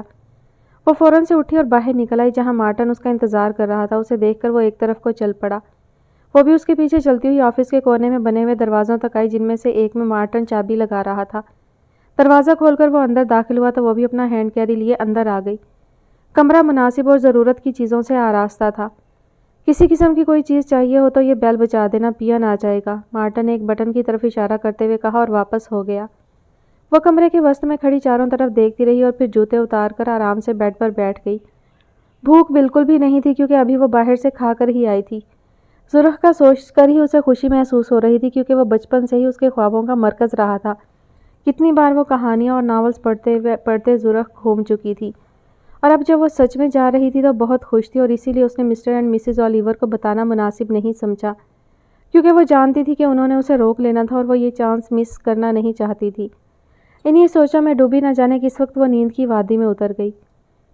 شہیر مبشر صاحب کے ہمراہ ہوٹل کی لابی میں بیٹھا ہوا تھا۔ ناشتہ انہوں نے ہوٹل کے ڈائننگ ہال میں ہی کیا تھا اور اب وہ سوچ رہے تھے کہ کہاں سے شروع کریں، لیکن بہت سوچ بچار کے بعد بھی انہیں کوئی راہ سجھائی نہیں دے رہی تھی۔ مبشر صاحب باہر نکل کر دیکھتے ہیں نا، کیا پتہ کوئی سرا ہاتھ آ ہی جائے۔ اس نے مبشر صاحب کو پرسوچ نظروں سے دیکھا تو وہ سر ہلا کر رہ گئے۔ ابھی وہ مین دروازے تک ہی پہنچے تھے کہ شہیر کا موبائل بول اٹھا۔ انکل اولیور کا نمبر دیکھ کر اس نے فوراً کال اٹینڈ کی۔ بیٹا ابھی کارل آیا تھا ہمارے گھر، اس نے ہمیں بتایا ہے کہ نایاب سوئٹزرلینڈ کے لیے نکل گئی ہے۔ اس کی جاب زرخ کی کسی کمپنی میں ہو گئی ہے۔ میں نے سوچا تم کہاں خوار ہوتے پھرو گے تو تم کو انفارم کر دوں۔ انہوں نے اس کے 14 طبق روشن کر دیے۔ کیا کہہ رہے ہیں انکل؟ اور کارل اسے اکیلا چھوڑ کر واپس کیسے آ گیا؟ اسے تو راستوں کا بھی ٹھیک سے پتہ نہیں، کہاں خوار ہوتی پھرے گی وہ؟ شہیر روحانسے لہجے میں بولا تو وہ ہنس کر بولے، مائی چائلڈ، نایاب اب وہ نایاب نہیں رہی جسے تم نے چھوڑ دیا تھا تو وہ رو رو کر پاگل ہو گئی تھی۔ ان 2 سالوں میں حالات نے اسے بہت بدل دیا ہے۔ غصہ تو مجھے بھی اس پر بہت ہے کہ ہمیں بتائے بغیر اس نے اتنا بڑا فیصلہ کر لیا، لیکن ہم اسے جانتے ہیں، وہ ایک بار جو سوچ لے پھر وہ کر کے رہتی ہے۔ تم بے فکر رہو اور واپس سوئٹزرلینڈ جانے کی تیاری کرو، میرا دل کہتا ہے کہ وہ تم کو وہیں ملے گی۔ انکل اولیور نے اسے تسلی دیتے ہوئے کہا تو وہ شرمندگی میں ڈوب گیا۔ واقعی اس نے جب اسے چھوڑا تھا تو وہ بہت روتی تھی، بہت منت سماجت کرتی تھی اس کی، لیکن اسے ترس نہیں آتا تھا اس پر۔ اس نے مبشر صاحب کی طرف دیکھا جو اسے ہی دیکھ رہے تھے۔ اوکے انکل، میں آپ سے بعد میں رابطہ کرتا ہوں۔ اس نے فون بند کر کے جیب میں رکھا اور مبشر صاحب کی طرف دیکھا۔ اللہ ہمارے ساتھ ہے مبشر صاحب، مجھے یقین ہوتا جا رہا ہے اس بات پر، اس نے خوشگوار لہجے میں کہا تو وہ اسے دیکھے گئے۔ ابھی انکل اولیور کا فون تھا، وہ بتا رہے تھے کہ نایاب سوئٹزرلینڈ کے لیے نکل گئی ہے۔ دیکھ لیں، جہاں سے آئے تھے ہم دونوں اب وہیں واپس جانا پڑ رہا ہے۔ اس نے مسکراتے ہوئے خود ہی اپنی بات کی وضاحت کی تو وہ بھی مسکرا اٹھے۔ شکر اللہ کا، ورنہ میں تو سوچ سوچ کر پریشان ہو رہا تھا کہ کہاں ڈھونڈیں گے ہم اس کو، اتنا بڑا شہر اور کوئی کلو نہیں۔ انہوں نے آسمان کی طرف دیکھتے ہوئے شکر ادا کیا اور وہیں سے ایئرپورٹ کی جانب چل پڑے۔ اب انہیں واپس جانا تھا جہاں سے انہیں پتہ چلتا کہ نایاب وہاں کس ادارے میں اپائنٹ ہوئی ہے۔ ابھی ایک لمبا سفر باقی تھا۔ ظاہر تو وہ منزل کے بہت قریب پہنچ چکے تھے، لیکن ابھی بھی بہت سے امتحان باقی تھے۔ رات کے 8 بجے اس کی آنکھ کھلی۔ کمرہ مکمل اندھیرے میں ڈوبا ہوا تھا۔ اس نے اٹھ کر لائٹ جلائی تو ہر طرف روشنی پھیل گئی۔ بھوک بھی محسوس ہو رہی تھی تو اس نے بیل بجا دی جس کی ہلکی سی آواز اسے اندر کہیں آفس میں دور بجتی ہوئی سنائی دی۔ تھوڑی دیر گزری ہوگی کہ اس کے دروازے پر دستک ہوئی۔ اس نے دروازہ کھولا تو ایک وردی پوش ویٹر دروازے پر مؤدب کھڑا اسے دیکھ رہا تھا۔ کھانے کے لیے کچھ مل سکتا ہے یا باہر جانا پڑے گا؟ اس نے شائستہ لہجے میں پوچھا تو وہ سر جھکا کر بولا، مادام یہاں بھی مل جائے گا، اور اگر باہر سے بھی منگوانا چاہیں تو وہ بھی آ سکتا ہے، اور اگر آپ کا موڈ باہر جا کر کھانے کا ہے تو وہ بھی ہو سکتا ہے، آپ بس آرڈر کریں۔ بندہ خاصا باتونی واقعہ ہوا تھا، اور اسے دیکھ کر نایاب کو شہیر کا دوست احسن یاد آ گیا تھا۔ وہ بھی اسی بندے کی طرح بات سے بات نکال لیا کرتا تھا۔ اس کے چہرے پر پرانی یادوں کو سوچتے ہوئے ایک الوہی سی مسکراہٹ آ گئی۔ مادام پھر بتائیں نا کیا کرنا ہے؟ ویٹر نے پریشان سے لہجے میں پوچھا تو وہ ایک دم سے حواسوں کی دنیا میں لوٹ آئی۔ ایسا ہے کہ میں باہر ہی کھا لیتی ہوں، تم کو بھی تکلیف ہوگی، بس تم جاؤ، میں کرتی ہوں کچھ۔ اس نے ویٹر کو واپس جانے کا کہا اور دروازہ لاک کر کے واش روم میں چلی گئی۔ فریش ہو کر اس نے جینس کی نیلی پتلون پر سرخ اور نیلے چیک والی شرٹ پہنی اور نیچے لانگ بوٹ پہن کر بالوں کی اونچی سی پونی باندھتی ہوئی وہ کمرہ لاک کر کے باہر نکل آئی۔ دونوں بازو کی آستین اس نے کوہنیوں تک موڑ رکھی تھی اور دیکھنے والوں کو وہ کسی اور ہی دنیا کی لگ رہی تھی۔ مطمئن سی چلتی وہ سڑک کی دونوں سائیڈوں پر بنے اوپن ایئر ریسٹورانٹس اور ہوٹل دیکھتی جا رہی تھی۔ کونے پر موجود کیفے کے سامنے پہنچ کر وہ رک گئی۔ یہاں چھتریاں لگا کر ان کے نیچے بیٹھنے کا بندوبست کیا گیا تھا اور اکا دکا لوگ پہلے سے موجود تھے۔ وہ کونے میں پڑی ایک کرسی پر خاموشی سے جا بیٹھی اور آس پاس نظر دوڑانا شروع ہو گئی۔ تھوڑی دیر میں ہی ایک ویٹریس اس کی کرسی پر آ کر اس کا آرڈر نوٹ کرنے لگی۔ ویٹریس کے جانے کے بعد وہ اپنی اب تک کی بھاگ دوڑ کو سوچنے لگی۔ کہاں سے شروع ہوئی تھی اس کی زندگی؟ جب وہ اسلام آباد میں خراب موڈ کے ساتھ اس کافی ہاؤس میں بیٹھی تھی تب، یا پھر جب وہ شہیر کے سامنے کنفیوز سی بیٹھی اپنی انٹرنشپ کا بتا رہی تھی؟ ایک ایک کر کے سارے مناظر اس کی آنکھوں کے سامنے چلنے لگے اور چونکی تب جب ویٹریس نے اس کے سامنے اس کا کھانے کا سامان رکھنا شروع کیا۔ وہ کھانے کی چیز ٹیبل پر رکھتی جا رہی تھی اور ساتھ ساتھ اس پر نظر ڈال کر مسکراتی جا رہی تھی۔ جب وہ 2-3 بار مسکرائی تو نایاب سے نہ رہا گیا۔ اس کا پلیٹ رکھتا ہاتھ تھام کر وہ اس کی طرف دیکھنے لگی۔ ایسے مسکرا کیوں رہی ہو پیاری لڑکی؟ نایاب نے اس کی آنکھوں میں دیکھتے ہوئے کہا تو وہ تھوڑا گڑبڑا گئی۔ مجھے ایسا لگا جیسے کوئی شہزادی یہاں میرے سامنے بیٹھی کھانے کا آرڈر دے رہی ہے۔ آپ بہت پیاری ہیں مادام، بالکل شہزادیوں جیسی۔ ویٹریس نے اٹک اٹک کر اپنی بات مکمل کی تو وہ اسے دیکھے گئی۔ میں حیران ہوں کہ رات کے اس حسین موسم میں آپ اکیلی ڈنر کر رہی ہیں۔ آپ کو تو کسی شہزادے کے ساتھ ہونا چاہیے تھا۔ ویٹریس نے ڈرتے ڈرتے اپنی بات مکمل کی تو وہ ایک پھیکی سی ہنسی ہنس دی۔ ایک شہزادے نے 2 سال پہلے چھوڑ دیا اور ایک شہزادہ کل مجبوری میں چھوڑ گیا پیاری لڑکی۔ ہمیں جو نظر آتا ہے نا وہ صرف آنکھوں کا فریب ہوتا ہے جس کی حقیقت میں کوئی اہمیت نہیں ہوتی۔ اس نے اپنی بات مکمل کی اور اس کا ہاتھ چھوڑ کر پاستا پلیٹ میں ڈالنے لگی۔ ویٹریس بے یقینی سے اسے دیکھتے ہوئے واپس لوٹ گئی۔ وہ آس پاس سے لاتعلق مگن سی اپنے کھانے میں مشغول ہو گئی۔ اب اسے کسی کے جانے یا رکنے سے کوئی فرق نہیں پڑتا تھا۔ اس نے جینا سیکھ لیا تھا اور زندگی نے اسے وہ سبق سکھائے تھے جنہیں حاصل کرنے کے لیے انسان پیسے دے کر کلاسیں لیتا ہے۔ کھانا ختم کر کے اس نے اسی ویٹریس کو اپنے پاس بلایا جو دور کھڑی اسے ہی یکٹک دیکھے جا رہی تھی۔ وہ مستعدی سے چلتی ہوئی اس کے پاس آئی اور مسکرا کر اسے دیکھا۔ کھانا بہت مزے کا تھا اور یہ تمہارے لیے۔ اس نے بل کے ساتھ ایک بھاری رقم بطور ٹپ اس کے ہاتھ میں تھمائی تو وہ کنفیوز ہو گئی۔ مادام یہ بہت زیادہ ہے، میں یہ نہیں لے سکتی۔ ویٹریس نے انکار میں سر ہلاتے ہوئے کہا تو وہ مسکرا اٹھی۔ تو ایک شہزادی سے تم کیا ایکسپیکٹ کرتی ہو کہ وہ تمہیں خالی ہاتھ لوٹائے گی؟ اس نے معنی خیز مسکراہٹ سے اسے دیکھتے ہوئے کہا تو اس نے بات کو سمجھتے ہوئے چپ چاپ پیسے پکڑ لیے۔ وہ خاموشی سے اٹھی اور آس پاس نظریں دوڑاتی ہوئی واپس اپنے کمرے تک پہنچ گئی۔ بے اختیار اس کا ہاتھ اپنے گلے کی طرف گیا اور اپنے لاکٹ کو ہاتھ میں پکڑنا چاہا جو کہ اس کی عادت بن چکی تھی، لیکن اس کو گلے میں موجود نہ پا کر تو جیسے اس کی جان پر بن آئی۔ اس نے بے یقینی کی کیفیت سے شیشے کے سامنے جا کر خود کو دیکھا لیکن لاکٹ ہنوز غائب تھا۔ پھر اس کے بعد اس نے سارا کمرہ چھان مارا لیکن لاکٹ کو نہ ملنا تھا اور نہ وہ مل کر دیا۔ سارا سامان الٹ پلٹ دیا لیکن کہیں لاکٹ دکھائی نہ دیا۔ آخر تھک ہار کر بیڈ پر گرنے کے انداز میں بیٹھتے ہوئے اس نے روحانسا ہوتے ہوئے خود کو کوسا، شہیر میں تمہاری آخری نشانی کو بھی نہ سنبھال پائی۔ چلو جب تم ہی نہیں رہے تو تمہاری نشانی کا کیا کرنا میں نے؟ آج اس سے بھی جان چھوٹی میری۔ اس نے روتے ہوئے اس لاکٹ کے بارے میں سوچا جو اس کے گلے میں شہید کی ہدایات کے مطابق ابھی تک موجود رہا تھا اور اس نے کبھی بھی نہیں اتارا تھا۔ وہ اٹھی اور کمرے میں پھیلا سارا پھیلاوا سمیٹ کر دوبارہ سے اپنے بیڈ پر آ بیٹھی اور سوچنے لگی کہ کل اسے کس کس چیز کی ضرورت پڑ سکتی ہے اور اپنی لسٹ تیار کرنا شروع کر دی۔ وہ ابھی سو کر اٹھی تھی اور سوچ رہی تھی کہ آج کالج جائے یا گھر پر ہی موج منائے۔ ڈیٹ شیٹ آ چکی تھی اور کالج میں ویسے بھی لڑکے لڑکیاں کم ہی آ رہے تھے۔ وہ فیصلہ نہیں کر پا رہی تھی کہ اس کا موبائل بجا۔ اسکرین پر شہیر کا نام دیکھ کر وہ چونکی اور فون یس کر کے کان سے لگا لیا۔ اور تمہاری بہن تو پوری بھمبیری نکلی یار، اتنا خوار تو مجھے آج تک کسی نے نہیں کیا جتنا تمہاری اپیا نے کر دیا ہے۔ اسے شہیر کی چہکتی آواز سنائی دی۔ کیوں، کیا ہوا شہیر بھائی، سب خیریت تو ہے نا؟ اس نے پریشانی سے پوچھا تو وہ ہنس دیا۔ پہلے کوپن ہیگن، پھر وہاں سے آرہس اور اب واپس سوئٹزرلینڈ۔ تمہاری اپیا نے زرہ کی فلائٹ پکڑ لی ہے اور ہمارا کوئی رابطہ بھی نہیں ہو پا رہا اس سے۔ تمہاری بات ہو تو پلیز مجھے اپڈیٹ کرنا۔ دیکھو قسمت میں اور کتنا انتظار کرنا لکھا ہوا ہے۔ شہیر نے باہمت انداز میں جواب دیا، لیکن وہ جان گئی تھی کہ اندر سے وہ بھی بہت سے خدشات کا شکار ہے۔ بھائی آپ فکر نہ کرنا، میں ہر طرح سے آپ کے ساتھ ہوں، بس آپ میری اپیا کو واپس لے آئیں۔ اس نے روحانسا ہوتے ہوئے کہا تو شہیر اسے حوصلہ دینے لگا۔ بچ کے کہاں تک جائے گی، میں نے پکڑ ہی لینا ہے اسے، بس تم دعا کرو کہ سب خیر خیریت سے ہو جائے۔ شہیر ایک نئے عزم سے بولا تو وہ بھی خوش ہو گئی۔ مجھے انتظار رہے گا شہیر بھائی، بس جلدی سے خوشخبری سنا دینا، اس نے بے تابی دکھائی۔ بس دعا کرو کہ سب اچھا ہو جائے، اور ساتھ ہی وہ لائن کاٹ گیا۔ وہ موبائل سکرین کو دیکھے گئی اور ساتھ ہی اس کے دل سے دعا نکل رہی تھی۔ اب یہ جلدی سے مل جاؤ نا شہیر بھائی کو، وہ بہت پریشان ہیں آپ کے لیے۔ اس نے دل سے دعا کی اور اٹھ کر کالج جانے کے لیے تیار ہونا شروع ہو گئی۔ اتنی ٹینشن میں گھر بیٹھ کر اس نے سوچ کر اپنا سر ہی پکانا تھا تو کیوں نہ وہ کالج جا کر وہاں آئے دوستوں کا سر پکاتی۔ کالج میں اس کا سب سے پہلے سامنا ہی علی سے ہوا اور وہ ایک برا سا منہ بناتی رخ پھیرنے ہی لگی تھی کہ علی نے اسے دیکھ لیا۔ او ہیلو، بات تو سنو، کدھر جا رہی ہو؟ ہمیشہ کی طرح اس پر نظر پڑتے ہی اس نے دور سے ہانک لگائی اور اس کی طرف تقریباً دوڑتا ہوا پہنچا۔ کیسی ہو؟ اور میں ایکسپیکٹ نہیں کر رہا تھا کہ تم اب کالج آؤ گی۔ وہ مسکراتا ہوا نہ جانے اس کی آنکھوں میں کیا تلاش کر رہا تھا۔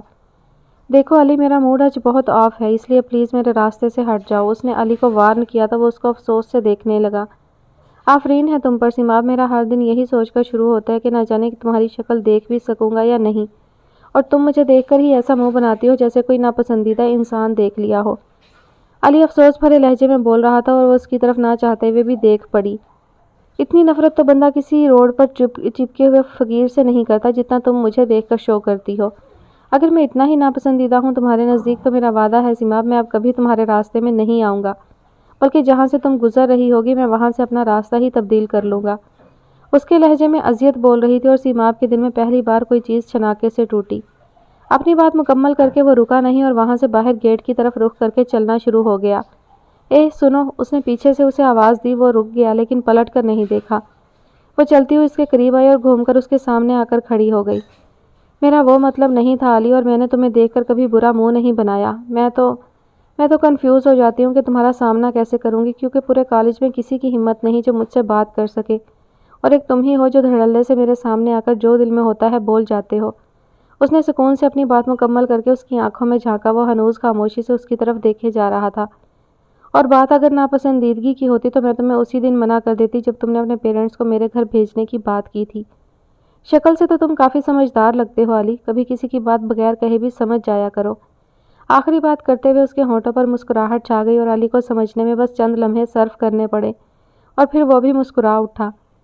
تھینک یو پرنسس، تم نے مجھے آج بہت بڑی خوشی دی ہے۔ مجھے یقین نہیں آ رہا کہ میں اتنا خوش نصیب بھی ہو سکتا ہوں۔ وہ چہک کر بولا تو وہ بھی مسکراتی ہوئی اپنے ڈپارٹمنٹ کی طرف بڑھ گئی۔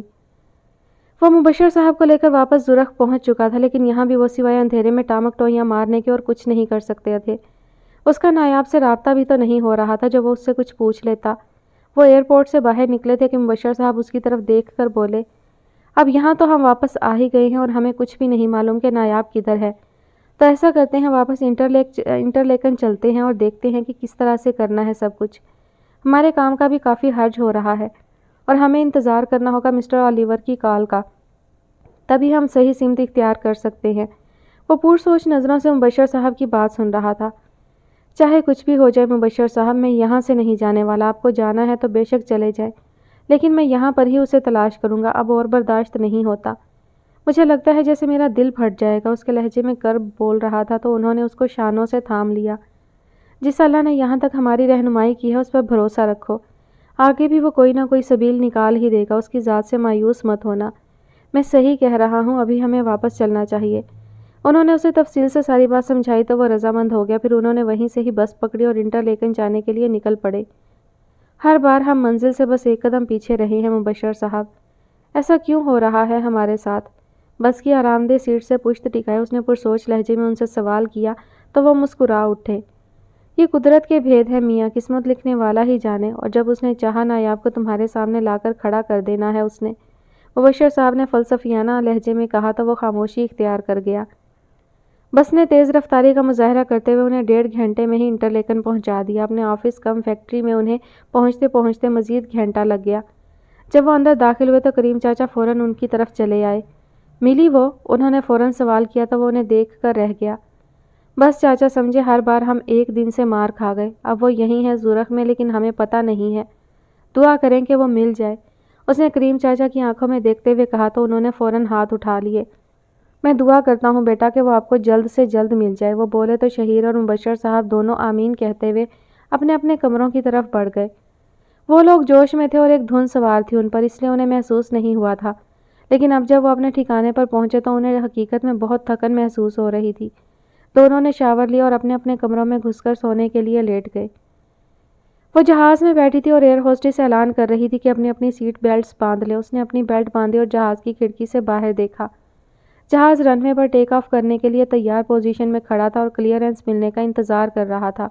مارٹن نے اسے پاسپورٹ اور اس کے ڈاکیومنٹس واپس کر دیے تھے۔ پاسپورٹ پر ویزے کی کوئی ضرورت نہیں تھی، بس اس کا ویزا رینیو ہونا تھا جو مارٹن نے کروا دیا تھا۔ ایئرپورٹ پر کمپنی کا نمائندہ آپ کو ریسیو کر لے گا، مارٹن نے اسے بتایا تو وہ سر ہلا کر رہ گئی۔ کمپنی کی گاڑی ہی اسے ایئرپورٹ تک چھوڑ گئی تھی۔ اسے ابھی تک اپنا لاکٹ کھو جانے کا دکھ ہو رہا تھا، لیکن وہ کیا کر سکتی تھی؟ انہی سوچوں میں ڈوبی وہ کھڑکی سے باہر دیکھ رہی تھی کہ جہاز نے ایک جھٹکا لیا اور رن وے پر بھاگنا شروع ہو گیا۔ اس نے آنکھیں موند لیں اور سر کو سیٹ کی پشت سے ٹکا کر آنے والے لمحوں پر غور کرنے لگی۔ یہ ڈائریکٹ فلائٹ تھی، اس لیے اسے زورخ پہنچنے میں محض 1.5 گھنٹہ لگا۔ ایئرپورٹ پر کمپنی کا نمائندہ اس کے نام کا بورڈ لیے کھڑا ہوا تھا اور وہ سیدھی اس کی طرف آئی۔ آئی ایم نایاب، اس نے اپنا نام بتاتے ہوئے بورڈ کی طرف انگلی سے اشارہ کر کے بتایا کہ یہ میرا نام ہے۔ اس نے اسے سر سے پاؤں تک دیکھا اور مسکرا اٹھا۔ میں سمجھا تھا کہ کوئی بڑی عمر کی خاتون ہوں گی، لیکن آپ تو بالکل لڑکی ہیں۔ How old are you? اس نے بے یقینی سے اسے دیکھتے ہوئے اس کی عمر پوچھ ڈالی۔ 24۔ وہ اس کو حیران چھوڑ کر ایئرپورٹ سے باہر نکل آئی تو وہ بھی اس کے پیچھے دوڑتا ہوا باہر آیا اور جلدی سے اس کی رہنمائی پارکنگ تک کی۔ گاڑی وہاں موجود تھی۔ اس نمائندے نے پچھلا دروازہ کھولا تو وہ اسے دیکھتی ہوئی اندر بیٹھ گئی۔ دل میں تو اس کے آئی کہ اسے بھی چھیڑے، لیکن بہت مشکل سے خود پر قابو پاتے ہوئے چپ چاپ بیٹھی رہی۔ تھوڑی دیر میں ہی گاڑی اسے لے کر کمپنی کے ہیڈ آفس میں پہنچ گئی۔ وہاں سارا سٹاف اس کا منتظر تھا اور اس کو بہت پذیرائی ملی۔ سب سے مل کر وہ کانفرنس ہال میں پہنچی تو وہاں اسے باقاعدہ طور پر ویلکم کیا گیا۔ سب اس سے مل کر بہت خوش ہوئے اور وہاں اسے اسسٹنٹ مینیجر کی کرسی پر بیٹھنا پڑا کیونکہ مینیجر بیماری کی وجہ سے چھٹی پر تھا اور اسی وجہ سے اسے فوراً یہاں زورخ آنا پڑا تھا۔ سب سے مل ملا کر وہ مینیجر کے کمرے میں آ گئی اور اس کی کرسی پر بیٹھ کر سوچنے لگی کہ کیسے حالات نے تیزی سے پلٹا کھایا۔ ابھی 2 دن پہلے تو وہ کارل کے ساتھ جاب کے لیے خوار ہو رہی تھی اور اب کہاں وہ اتنی بڑی پوسٹ پر بیٹھی ہاتھ میں پین ہلا کر سوچ رہی تھی کہ آگے قسمت نے اسے کہاں لے کر جانا ہے۔ ریسٹ تو اسے ویسے ہی نہیں کرنا تھا، اس لیے وہ فوراً سے کام کی شروعات بھی کر دی۔ خود کو مصروف رکھنے سے ایک فائدہ تو ہوتا تھا اور وہ یہ کہ اسے یادوں کے عذاب سے وقتی طور پر چھٹکارا مل جاتا تھا۔ اس نے فائل اٹھائی اور اس پر نظر دوڑاتے ہوئے سیکریٹری کو اندر بلایا۔ کوئی میٹنگ تو نہیں رہتی جو پینڈنگ چلی آ رہی ہو؟ اس نے سیکریٹری کی طرف دیکھ کر پوچھا تو وہ سر ہلا کر کمرے سے باہر نکل گئی اور تھوڑی دیر بعد کلپ بورڈ ہاتھ میں تھامے واپس اندر داخل ہوئی۔ مادام آج تو نہیں ہے، لیکن آنے والے دنوں میں آپ کو انفارم کر دیا جائے گا کہ کہاں میٹنگ ہے، سیکریٹری نے کلپ بورڈ پر نظریں دوڑاتے ہوئے کہا تو وہ مطمئن سی سر ہلا گئی۔ اوکے، آپ مجھ سے رابطے میں رہیے گا اور کوئی بھی بات کرنی ہو تو اینی ٹائم میں یہاں موجود ہوں، اس نے سیکریٹری کی طرف دیکھ کر کہا تو وہ اس کے روب میں آ گئی اور سر ہلاتی ہوئی باہر نکل گئی۔ وہ دھیرے سے مسکرا اٹھی۔ آج کل اس کے ساتھ یہ اکثر ہو رہا تھا کہ جو بھی اس سے بات کرتا اس کے روب میں لازمی آ جاتا تھا۔ چلو شہیر، تمہارے دور جانے کا کوئی فائدہ تو ہوا مجھے، اپنی ذات پر ہی صحیح، لیکن اعتماد تو آ گیا مجھ میں۔ اس کے لبوں پر ایک پھیکی سی مسکراہٹ چھا گئی اور وہ سر جھٹک کر آفس کی کھڑکی میں آ کھڑی ہوئی۔ اسے ابھی مسٹر اینڈ مسز اولیور کو بھی بتانا تھا اور سوچتے ہوئے اسے ڈر لگ رہا تھا کہ نہ جانے وہ کیسا رویہ اختیار کرتے ہیں۔ وہ جو لمبی تان کر سوئے تو اگلا دن چڑھے ہی ان کی آنکھ کھلی۔ وہ سستی سے اٹھ بیٹھا اور آنکھیں گھڑی کی طرف گھمائی جو صبح کے 10 بجا رہی تھی۔ اف، اتنا سویا میں اور کسی نے جگانے کی ضرورت ہی محسوس نہیں کی، اس نے ایک انگڑائی لیتے ہوئے سوچا اور واش روم میں گھس گیا۔ مبشر صاحب کو تو مجھے اٹھا ہی دینا چاہیے تھا، اتنا بھی کوئی پہاڑ توڑ کر نہیں آیا تھا میں جو 15 گھنٹے سونے دیا گیا مجھے۔ اس نے منہ پر پانی کے چھپاکے مارتے ہوئے سوچا اور واش روم سے نکل کر سیدھا مین ہال میں آیا۔ وہاں صرف کریم چاچا ٹیبل پر ناشتے کے لوازمات رکھتے ہوئے نظر آئے۔ چاچا، یہ مبشر صاحب کدھر ہیں؟ ذرا بتانا تو صحیح، اس نے چبھتے ہوئے لہجے میں پوچھا تو انہوں نے ہاتھ سے ان کے کمرے کی طرف اشارہ کر دیا۔ وہ خاموشی سے ان کے کمرے کی طرف بڑھ گیا۔ دروازے پر ہلکی سی دستک دیتا وہ اندر داخل ہوا تو اندر کے منظر نے اسے ہنسنے پر مجبور کر دیا۔ مبشر صاحب زمین پر بچھے میٹرس پر بیٹھے ہواؤں میں نہ جانے کیا تلاش کر رہے تھے۔ ان کی حالت دیکھ کر وہ اندازہ لگا سکتا تھا کہ انہیں جاگے ہوئے محض ابھی چند لمحے ہی گزرے ہیں۔ کہ آپ بھی میری طرح کہیں چھپڑ پھاڑ کر تو نہیں سوتے رہے؟ اس نے مبشر صاحب کی طرف دیکھ کر مزاحیہ انداز میں کہا تو وہ مسکرا اٹھے۔ کہہ لو میاں، پتہ نہیں کیا بات ہے کہ نیند آئے ہی جا رہی ہے۔ میری 2-3 بار آنکھ کھلی لیکن میں ابھی اٹھتا ہوں سوچ کر پھر سے انٹا غفیل ہو جاتا تھا۔ مبشر صاحب نے ایسے انداز میں جواب دیا کہ اس کا قہقہا نکل گیا اور وہ اسے مزید ہونک بن کر دیکھے گئے۔ میرے ساتھ بھی یہی ہوا ہے مبشر صاحب، چلیں اٹھیں، ناشتہ تیار ہے، آئیے ناشتہ کرتے ہیں۔ پھر اور بھی بہت سے کام ہیں ہم مسافروں کو اس دنیا میں۔ اس نے ہاتھ آگے بڑھاتے ہوئے مبشر صاحب کا ہاتھ تھام کر انہیں کھڑا کر دیا تو وہ فریش ہونے واش روم میں گھس گئے اور وہ باہر آ کر ٹیبل پر بیٹھ کر ان کا انتظار کرنے لگا۔ تھوڑی دیر میں مبشر صاحب بھی آ گئے تو وہ دونوں دیسی قسم کا انڈا اور پراٹھوں والا ناشتہ کرنے لگے۔ اتوار کو وہ ہمیشہ ہی دیسی قسم کا ناشتہ کرتے تھے اور کریم چاچا کو بھی اپنا فن دکھانے کا موقع مل جاتا تھا۔ ابھی بھی وہ گرم گرم پراٹھے لا کر پلیٹوں میں رکھتے جا رہے تھے اور وہ دونوں ساتھ ساتھ صفایا کرتے جا رہے تھے۔ اب کیا کرنا ہے مبشر صاحب، اتنے دن باہر رہے، کام کی کنڈیشن بھی نہیں پتا کہ کیا ہوا اور کیا نہیں۔ ناشتے کے بعد وہ دونوں چائے کی کپ ہاتھ میں تھامے صوفے پر آمنے سامنے بیٹھے تو شہیر انہیں دیکھتے ہوئے بولا، ابھی پتہ لگ جاتا ہے شہیر میاں، میں نے رپورٹ لانے کا بول دیا ہے کریم چاچا کو، دیکھتے ہیں کیا بنا ہماری خود کی کمپنی کا۔ مبشر صاحب نے اسے تسلی دیتے ہوئے کہا تو وہ اپنی چائے کی طرف متوجہ ہو گیا۔ ہمارا کام اچھا چل پڑا ہے مبشر صاحب، کوشش کرنی ہے کہ ہمیں ڈائریکٹ لیدر مل جائے تاکہ ہم اپنی پروڈکٹ کو مارکیٹ میں پھینکیں۔ اس نے پرسوچ لہجے میں جواب دیا تو مبشر صاحب سر ہلا کر رہ گئے۔ میں بھی وہی کہہ رہا تھا کہ ساری محنت ہماری اور جو چیز ہم بناتے ہیں اس میں سے ہمیں صرف 30% ملتا ہے، باقی سارا اصل کمپنی لے جاتی ہے۔ انہوں نے اسے حقیقت بتائی تو وہ ان کی طرف دیکھتے ہوئے بولا، آپ کے ذمے میں ایک کام لگا رہا ہوں، آپ یہاں یا پھر زورخ میں کوئی لیدر کمپنی دیکھیں جن سے ہم خام لیدر اٹھا سکیں اور اپنی پروڈکٹس خود اپنے نام کے ساتھ مارکیٹ میں بیچیں۔ اس نے اپنی بات مکمل کی تو مبشر صاحب نے رضامندی سے سر ہلایا۔ میں 1-2 دن میں کرتا ہوں سر، اور وہ نایاب کی واپسی والا ناول کب تک کمپلیٹ کرنا ہے؟ انہوں نے اسے دیکھ کر شرارت سے چھیڑا تو وہ ایک سرد آہ بھر کر رہ گیا۔ کبھی کبھی لگتا ہے کہ نایاب نام ایک سراب ہے جس کے پیچھے میں بھاگا جا رہا ہوں اور وہ مجھ سے اتنا ہی دور ہوتا جا رہا ہے۔ دیکھیں اصلی والا نخلستان کب دیکھنے کا موقع ملتا ہے۔